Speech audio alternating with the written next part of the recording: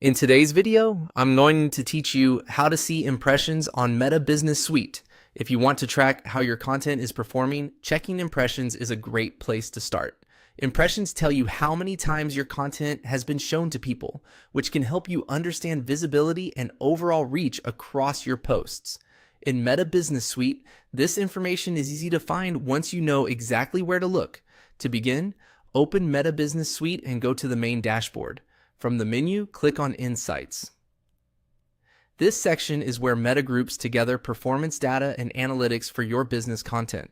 If you're reviewing results regularly, this is one of the most useful areas to get familiar with because it gives you a broader view of how your pages and posts are doing over time.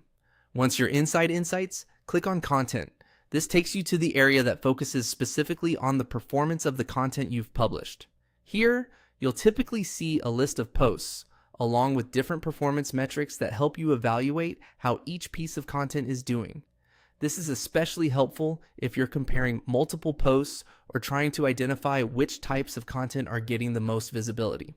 After that, look through the content table and scroll to the right until you see the impressions column. Depending on your screen size or window layout, this column may not be visible right away, so horizontal scrolling is the key step here. Once you move across, you'll be able to view the impressions for each post or content item listed. As a quick tip, if you're analyzing performance, it can be useful to compare impressions with other metrics in the same table, like engagement or reach, to get a better sense of how visibility is translating into audience interaction. Even if a post has high impressions, you may want to check whether people are also clicking, reacting, or commenting. And that's it. To see impressions on Meta Business Suite, just go to Insights, Open Content, and scroll to the right until the impressions data appears.